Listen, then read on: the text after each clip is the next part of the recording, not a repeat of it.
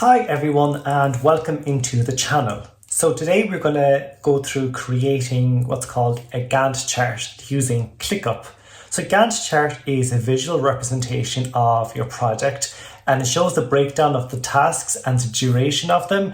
And you can go quite technical with them as well, but I don't feel it's very necessary for the likes of artists and creatives who just need kind of an overall sense of what their timelines are, what their dependencies are, and just give them a good sense of how much time a project will take, especially if they're working on multiple projects and need to stay on top of timelines.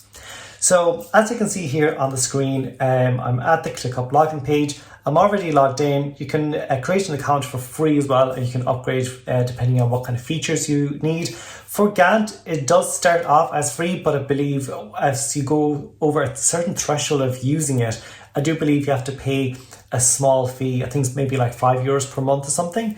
But yeah, check out their pricing page for that anyways. So this is the first view you'll see when you kind of log into ClickUp, and usually they show things in a list view, and for some of you that might be just as useful as a Gantt chart, or you might stick to that way, but today we're just going to focus on the Gantt chart itself. So usually you'll have to click on plus view and click on Gantt in order to add the view to the space that you're using. So I already have this set up, so I'll click on Gantt here. So then for new projects that you're starting, you'll go into space here. So that's kind of space, pretend that's kind of your business name. And then click on the plus symbol and click on list. And we're going to call this collection. So we're going to pretend that we're working on a new collection as an artist. Pretend that I'm an artist that's creating work on canvas. And this is how we're starting. So as you can see, it's gone to list view again. I want to do the Gantt chart, click on Gantt, add view, and now we have it. Okay, so now we've started. The next thing is to add tasks to the project. So you click on the three dots here, click on create new and click on task. And the first one would be to order material.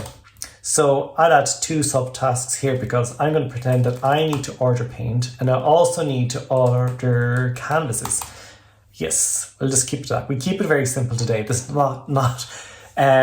might not be very accurate for an artist, but you'll get a good sense of how to use Gantt. So let's pretend we're going to order the material next Monday, which is the 13th of February, and we'll pretend that it'll take a week and a half for that order to come to your studio. So we'll kind of extend that timeline to that point of delivery. The next task I'll put in, it'll be to create the work. There's a typo there. So that appears here now under project, and I'll plot down the date. So let's say we start the day after we receive the material, and I'll pretend that it maybe takes a week and a half or so to create the work, maybe 2 weeks. We'll spread it out there until the 10th. Who knows how many pieces you want to create. The other task might be, documenting as you go along as well. So this might be for the purpose of, for social media, if you want to be sharing how you created the work, if you wanted to add a section on your website and how you came up with the project, with the collection. So I'm putting that in there as the duration of the creation of the work, because you'll be taking pictures and videos as you go along. The next one is to source a photographer. So maybe you'll think about that halfway through creating the paintings. So I'll just source photographer and I'll plot down maybe you'll put aside 2 days of kind of like sending out a few calls to your network and kind of finding the right person for that. And then we'll put in a day then once you know you have the photography session. So create task, and this obviously will be after you finish the work. So we'll put it here on the 14th.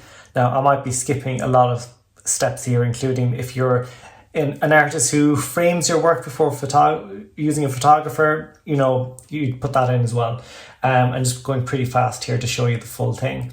Next thing, we'll put in a marketing plan. So you need to decide how you're going to get the word out there that you have a brand new, beautiful collection to show off to the world. So let's say we put that for the week after you've finished your work. So you sit down and you're looking at the social media channels you're going to be using. Is it going to be a mixture of reels or photos? Are you going to have posters anywhere? All of that. Then we'll put down document and archive work. So always important to kind of have the name of your pieces, kind of the mediums, all of that. So you can always go back and look at the records. And I'll just finish this off by saying update the website as well. So you can have your shop updated and have the pieces ready for the launch. Actually, that's the last one I'll do. I'll put in the launch date as well, just to kind of like, that'll be the cherry on top. So launch date. We'll put that maybe the week afterwards, maybe midweek. Put it on the 22nd. So there you go. So that's a very quick way of putting together a Gantt chart. And one of the first benefits you can see here is it gives you the full timeline of how long that project will take. So that's really useful, because if you think, oh, if I do a collection, it'll be done within the month. But once you start breaking down the tasks and adding a timeline to each of them, you're like, oh, actually, you know, that affects how I create that and how it leads into creating this. So it's a really, really good tool. And one thing I'd also recommend is to put in what's called buffer time. This is really important in project management in general, where you kind of put in your assumed time for a task, such as maybe delivery of your materials, and maybe put in a day or two of buffer there, so that if there is a delay in them being delivered to you, then you're not behind on time, or you can manage your time better by being prepared for that downtime or whatever it may be. So there you go. If you have any questions, feel free to reach out to me. I'm open for advisory sessions as well. If anyone wants to have that third-party person beside them to kind of walk them through creating a Gantt chart, or want to brainstorm kind of how to break it down, I'm always here to provide that service. I'm more than happy to do that. So for those of you who are just going to go ahead and do it by yourself now, best of luck, and you won't regret being prepared for projects in the future. So thank you and good luck.